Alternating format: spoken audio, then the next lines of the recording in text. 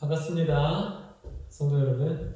오랜만에 주일 오후 예배를 이렇게 영상으로 재개하게 되었습니다. 가정에서 오후 예배를 드리면서 주일의 첫날 안식을 더 풍성히 누리기를 소원합니다. 올해 매주일 오후에는 성경을 한 권씩 순서대로 설교하려고 합니다. 그런데 오늘 왜 새해의 첫 시간인데 창세기가 아니고 요엘에서부터 시작하지? 라고 생각하는 분들이 있을 것 같습니다. 오후 설교는 작년 수요기도의 방식을 이어가는 거라고 보시면 될 것 같습니다. 아하, 그래서 작년에 이어 오늘은 요엘서를 공부할 차례구나 라고 생각하시면 되겠습니다. 그럼 말씀을 본격적으로 살펴보도록 하겠습니다. 먼저 성경 말씀을 읽겠습니다. 성경 말씀은 요엘서 2장 12에서 14절입니다. 요엘서 2장 12에서 14절입니다. 함께 읽어보도록 하겠습니다. 여호와의 말씀에 너희는 이제라도 금식하고 울며 애통하고 마음을 다하여 내게로 돌아오라 하셨나니 너희는 옷을 찢지 말고 마음을 찢고 너희 하나님 여호와께로 돌아올지어다. 그는 은혜로우시며 자비로우시며 노하기를 더디하시며 이내가 그치사 뜻을 돌이켜 재앙을 내리지 아니하시나니 주께서 혹시 마음과 뜻을 돌이키시고 그 뒤에 복을 내리사 너희 하나님 여호와께 소제와 전제를 드리게 하지 아니하시는지 누가 알겠느냐. 아멘. 오늘은 요엘서에 대해서 살펴보겠습니다. 이 성경을 이렇게 대충 한번 넘겨보셔도 요엘서는 3장밖에 안 되는 아주 짧은 선지서라는 것을 알 수 있습니다. 그러면 요엘서는 과연 누가 기록했을까요? 책의 제목에서도 볼 수 있듯이 요엘이라는 선지자겠죠. 그 사람이 누구인지 요엘서 1장 1절에 기록되어 있습니다. 한번 읽어보도록 하겠습니다. 요엘서 1장 1절 다 같이 한번 읽어보겠습니다. 부두엘의 아들 요엘에게 임한 여호와의 말씀이라. 아멘. 요엘서는 요엘 선지자가 기록했다는 것을 알 수가 있겠죠. 하지만 딱 여기까지입니다. 부두엘의 아들이라는 말 외에 요엘이 어떤 선지자였는지에 대해서는 알 수가 없습니다. 그러다 보니까 요엘서가 대체 언제 기록된 것인지에 대해서는 논란의 여지가 있습니다. 이 요엘서가 언제 기록되었을까? 이 문제는 신학적으로도 해결하기가 참 어렵습니다. 그 중에서도 복음주의적이고 건전한 신학자들은 이 책이 이스라엘 포로기한 이전이나 바로 이후에 쓰여진 것이라고 보고 있습니다.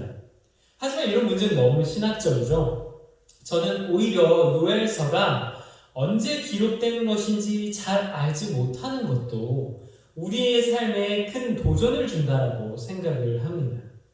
만약 이 책의 1장 1절에 포로기한 후 요엘에게 임한 여호와의 말씀이라 이런 식으로 적혀 있었다면 독자들은 딱 그 시대와 상황만을 생각하기 쉽겠죠. 아, 포로기한 때는 그랬구나. 그런 일이 있었구나. 라는 식으로 성경을 보기가 쉬울 것입니다. 하지만 기록 시기가 명확하지가 않아서 도리어 요엘서의 내용들이 우리의 삶 속에 언제나 일어날 수 있는 것처럼 적용 가능한 것처럼 느껴지기도 합니다. 우리에게도 이런 일이 일어날 수 있지 않을까? 우리도 하나님께 범죄한다면 이렇게 되지 않을까? 이런 생각을 가질 수 있다는 것이죠. 여러분, 오늘 요엘서를 우리가 함께 배울 때 이 이야기를 먼 옛날 이야기로만 보지 마셨으면 좋겠습니다. 정말 이 말씀이 오늘 우리에게 주어지는 말씀과 같다라는 마음으로 이해하시고 마음 깊이 읽어가시면 참 좋을 것 같습니다. 지금까지의 내용 얼마 되지 않지만 정리하면 이렇습니다. 요엘서는 요엘 선지자가 적었다. 그리고 이 책의 표면적으로는 기록 시기가 나와 있지 않지만 오히려 우리는 이 말씀이 지금 우리에게 들리는 것처럼 읽어야 한다. 이렇게 두 가지를 이야기하였습니다. 그럼 이제는 요엘서가 어떤 내용의 성경책인지를 한번 살펴봐야겠죠. 저는 세 가지의 키워드로 요엘서를 설명하려고 합니다. 세 가지. 첫 번째는 메뚜기, 두 번째는 회개, 세 번째는 회복의 약속입니다. 제가 헷갈렸네요. 다시 한번 말씀드릴게요. 메뚜기, 회개, 회복의 약속. 이렇게 세 가지 키워드입니다. 사실 이렇게만 이야기하면 요엘서가 대체 무슨 말씀인지 이해하기가 좀 어려울 것 같습니다. 하지만 걱정하지 마십시오. 제가 2분 안에 요엘서를 한번 쭉 그 내용만 한번 정리해 보도록 하겠습니다. 내용은 이렇습니다. 이스라엘에 엄청난 메뚜기 떼가 몰려왔습니다. 농부들도 울고 사람들도 웁니다. 먹을 것이 없고 하나님께 드릴 제사도 드릴 수가 없습니다. 왜 이런 고난과 역경이 찾아왔을까? 사람들이 이렇게 고민할 때 하나님께서 이렇게 말씀하십니다. 이제라도 마음을 찢고 하나님 여호와께로 돌아오라. 요엘 선지자를 통해서 회개를 촉구하시는 것이죠. 이스라엘 백성들이 회개하고 하나님께 돌아간다면 이른 비와 늦은 비를 적당하게 주시며 그들을 다시 배불리 먹이실 것입니다. 또한 배부르게 먹기만 하게 하시는 것이 아니고 성령을 주셔서 만민에게 성령을 주셔서 모든 사람들에게 구원을 주실 것입니다. 그리하여 마지막 날에 이스라엘을 괴롭혔던 민족들은 심판하시고 이스라엘 백성들은 복을 얻는다는 회복의 약속으로 요엘서가 끝이 납니다. 아주 간단하죠. 메뚜기 떼가 왔고요. 하나님께서는 회개하라 명령하시고요. 회개하는 자들에게 회복의 약속을 주시는 것입니다. 이것만 이해하시면 사실 오늘 설교의 반은 이해하신 것입니다. 그럼 또 나머지 반은 무엇일까요? 나머지 반은 여호와의 날이라는 말입니다. 여호와의 날. 이게 무슨 뜻일까? 방금 이야기한 세 가지 키워드, 메뚜기, 회개, 회복의 약속은 여호와의 날이라는 말로 이렇게 한 번에 확 꿰일 수가 있습니다. 비유를 하자면 이 세 가지의 예쁜 구슬이 있다면 이 구슬을 꿰는 실이 여호와의 날이라는 거죠. 여호와의 날을 이해하는 것이 오늘 설교의 나머지 반입니다. 벌써 설교의 반과 반을 말씀을 드렸네요. 이제 맞춰도 될까요? 근데 또 그렇게 맞히기엔 너무 아쉽지 않습니까? 목걸이를 빨리 꿰는 것도 중요하지만 목걸이의 그 아름다움과 가치를 아는 것이 중요하겠죠. 그래서 지금부터는 제가 요엘서의 세 가지 키워드와 여호와의 날이라는 이것들을 간략하게 한번 설명하면서 우리 성도님들의 이해를 돕도록 하겠습니다. 정말 어렵지 않습니다. 우리 살아가는 성도님들께서는 저의 인도에 따라 성경책을 이렇게 찬찬히 눈으로 훑어보시면서 따라오시면 될 것 같습니다. 그러면 첫 번째 구슬은 메뚜기. 이 메뚜기에서부터 한번 시작해 보도록 하겠습니다. 메뚜기 떼는 요엘서가 기록된 당시의 배경과 관련하고 있습니다. 요엘서 1장 2절을 한번 보시겠습니까? 1장 2절이 중요한 게 아니고요. 그 바로 위에 보면은 이렇게 글이 써 있습니다. 농사를 망친 농부들의 애복. 글쎄요, 흉년이라도 들었던 것일까요? 1장 4절을 보니 당시 상황을 이렇게 얘기하고 있습니다. 팥종이가 남긴 것을 메뚜기가 먹고 메뚜기가 남긴 것을 느치가 먹고 느치가 남긴 것을 황충이 먹었도다. 당시 이스라엘 땅에는 엄청난 재앙이 찾아왔습니다. 바로 메뚜기 재앙이죠.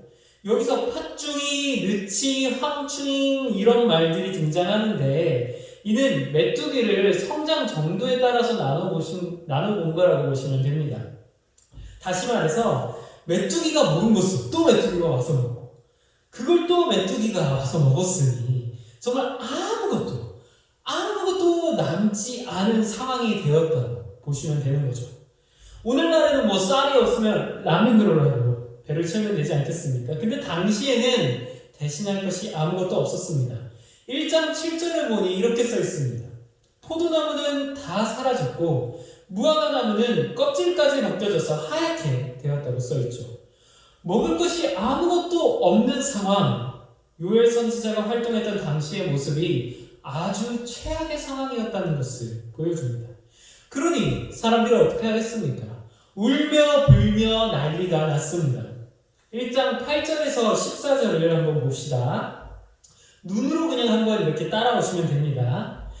처녀들은 이 어릴 때 약혼한 사람을 잃은 것과 같이 애곡하게 되고, 제사장들은 소출이 없으니 여호와께 제사를 지내지 못해서 애곡합니다. 11절에는 농부들이 소선이 없어서 부끄러워하고요. 결국 12절에 말하는 것과 같이 모든 사람의 즐거움이 말라버렸습니다. 지금 이 땅에는 기쁨이 하나도 없습니다. 조금 더 이들의 고통과 어려움이 얼마나 어려운지를 우리가 생각해 본다면 이 상황이 얼마나 처절한 상황인지를 알 수 있겠죠. 근데 이 한 번이 아니고요. 유사한 말씀이 2장 1절에서 11절에도 등장합니다. 2장 첫 부분인 1절에서 11절에도 똑같은 메뚜기의 이야기가 나오는데요. 성경에는 제목이 이렇게 적혀 있습니다. 여호와의 날을 경고하는 메뚜기 떼. 여호와의 날을 경고하는 메뚜기 떼. 이 말씀은 현재적인 이야기라기보다는 미래적인 표현들로 되어 있습니다. 사실 이 부분은 정확히 메뚜기 떼를 이야기하는 건지, 바벨론이나 아수르의 침략을 얘기하는 건지, 아니면 여호와의 날이라는 무시무시한 심판에 대해서 메뚜기라는 것을 사용해서 비유적으로 표현하는 것인지, 이것을 조금 구분하기는 어렵습니다.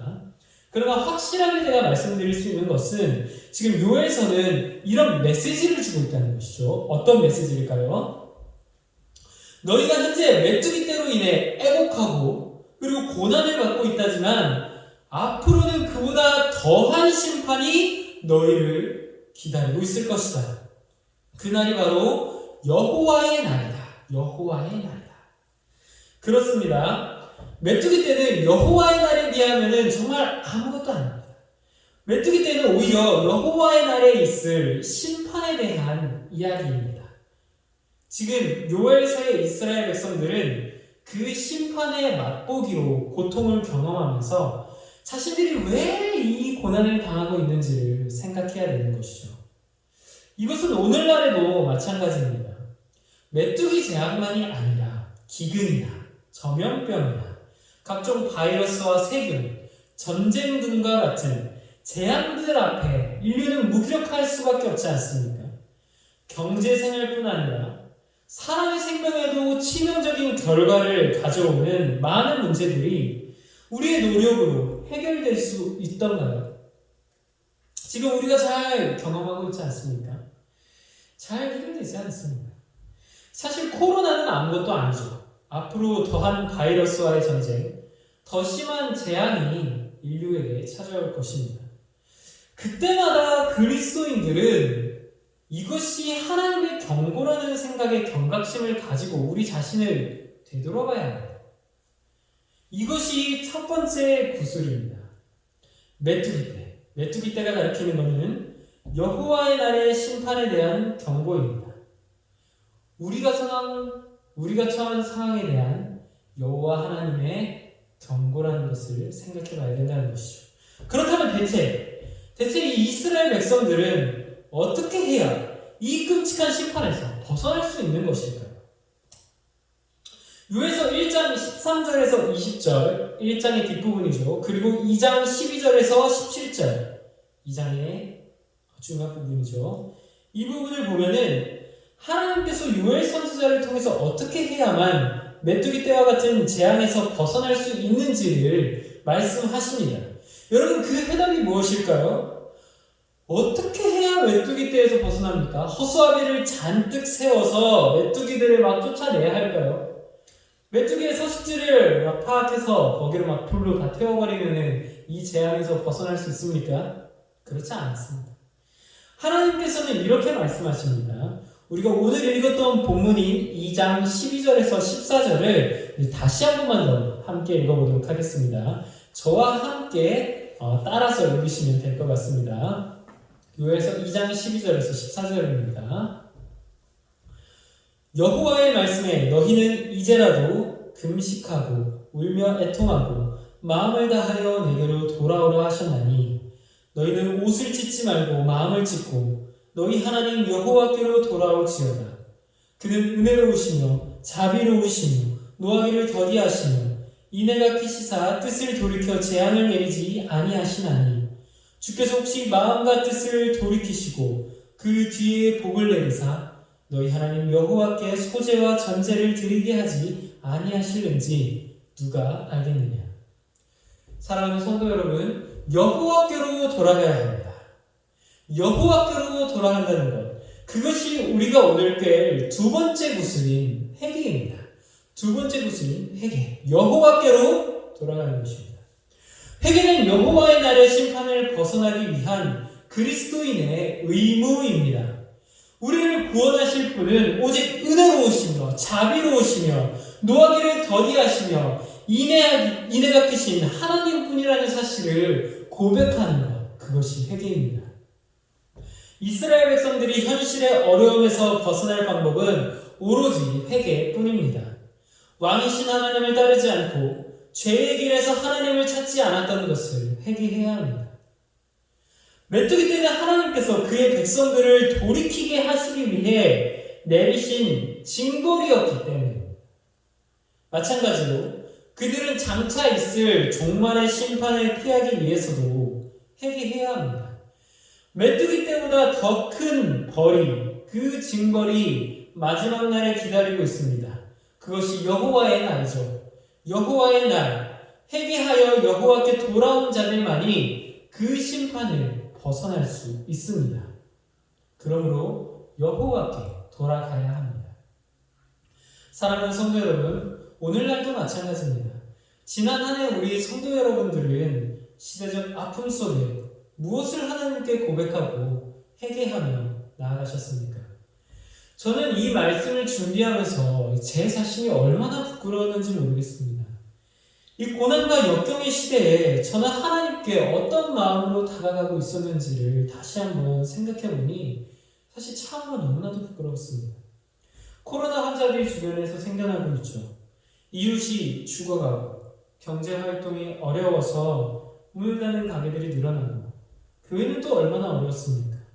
교회는 모이지 못하고 성찬상의 은혜는 누리지 못하고 직분의 아름다움이나 성도의 교제의 그 아름다움이 사라진 시대, 이 시대에서 저는 대체 무엇을 하면서 그리고 무엇을 회개하며 살았는지 되돌아보았습니다.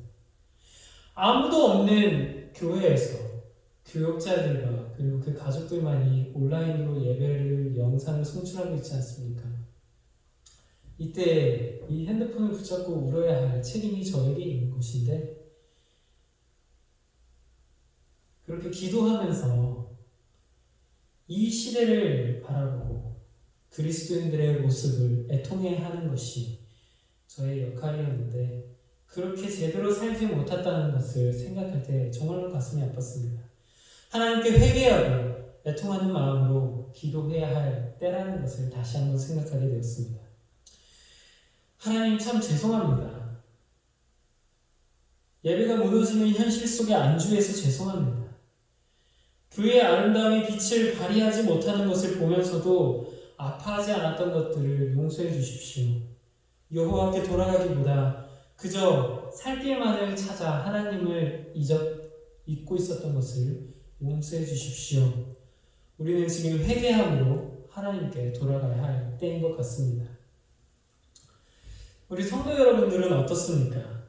우리 사랑하는 지은교회 성도 여러분들, 오늘 본문 1장 24절을 한번 보십시오. 하나님께서 이스라엘 모든 주민들에게 금식일을 정하고 성전에 모여 여호와를 찾으라고 말씀하십니다.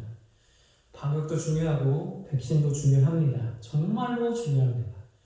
그런데 우리는 그리스도인이지 않습니까? 하나님의 백성이지 않습니까? 혹시나 하나님께로부터 멀어져 있다면 마음을 돌이켜 여호와께로 돌아갑시다. 세상 사람들은 죄의 문제가 우리가 지닌 모든 문제와 연결되어 있다는 사실을 전혀 모르죠. 회개가 해결책이 된다는 사실을 전혀 알지 못합니다. 그리스도인들만 알고 있는 방식입니다. 그런데 그 회개라는 것이 세상 모든 문제의 가장 근본적이고 중요한 해결책입니다. 그래서 우리는 여호와께로 돌아가야 합니다. 이제 두 번째 구슬까지 이렇게 깨어봤습니다.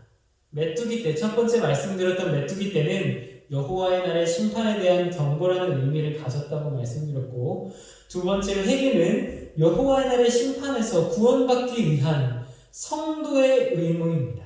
이렇게 말씀을 드렸습니다. 이제 마지막으로 세 번째, 회복의 약속이라는 하나의 구슬이 남아 있습니다. 이것이 어떻게 여호와의 날과 연결이 될까요? 그것은 여호와께서 돌아오는 자들에게는 하나님의 복이 약속되어 있기 때문입니다.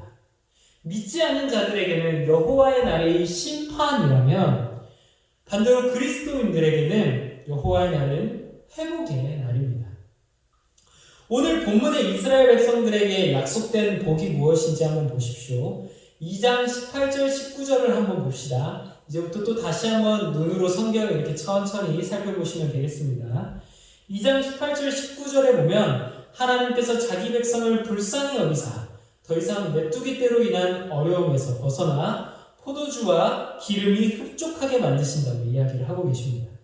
23절에는 이른 비와 늦은 비를 내리셔서 예전과 같이 회복하신다고 하시고 26절 27절에는 더 이상 내 백성의 수치를 당하지 않을 것이라고 두 번이나 이렇게 약속을 하고 계십니다. 3장이 시작하는 1절 위를 보면은요, 이렇게 제목이 써 있습니다. 여호와께서 민족들을 심판하시다. 이렇게 적혀 있고요. 3장 14절 위에 보시면은 여호와께서 백성들에게 복을 주시다. 이렇게 제목이 쓰여 있습니다.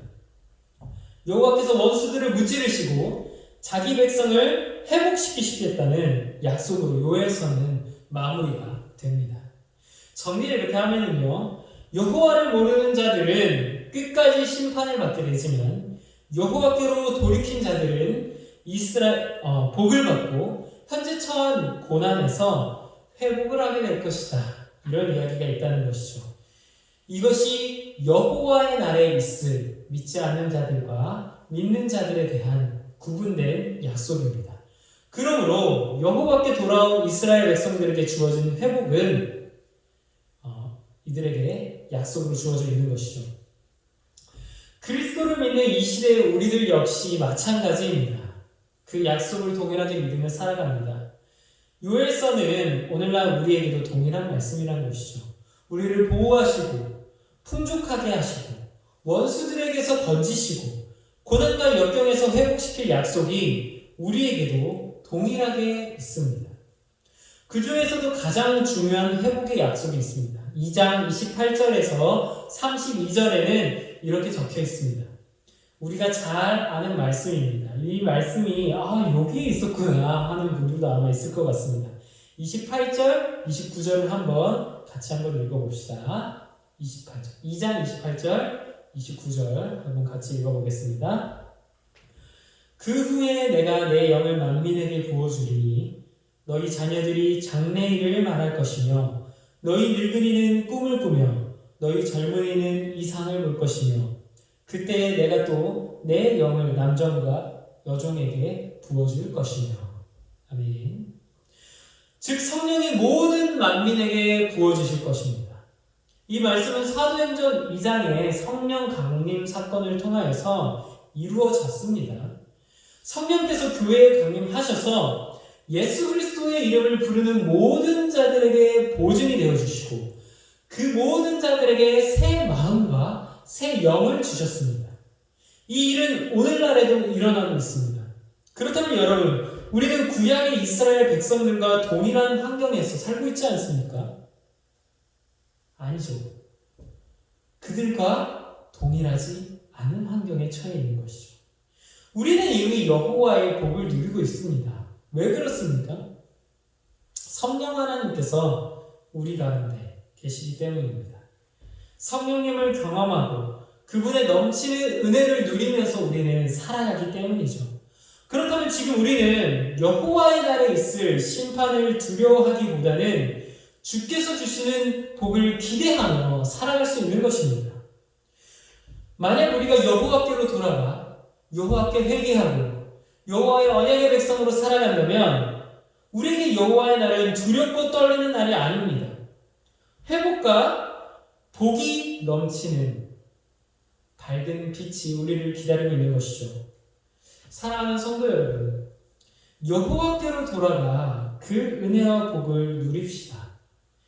겁과 두려움으로 이 시대를 지내지 맙시다. 두려워하는 마음으로 이 시대의 아픔 속에 몰두하거나 함몰되지 맙시다. 기쁨과 복이 넘치는 삶을 여호와께 돌아감으로 말미암아 회복을 누리며 살아가기 원합니다. 이제 말씀을 좀 마치도록 하겠습니다. 오늘 우리는 요엘서 전체를 한번 훑어보았습니다. 요엘서의 키워드는 세 가지였죠. 메뚜기, 회개, 회복의 약속입니다. 그리고 이 세 가지 구슬은 여호와의 날이라는 구슬로 이렇게 꿰어져서 요엘서라는 아름다운 목걸이가 이렇게 만들어졌습니다. 메뚜기는 여호와의 날의 심판을 경고한다는 의미로서 사용되었고요.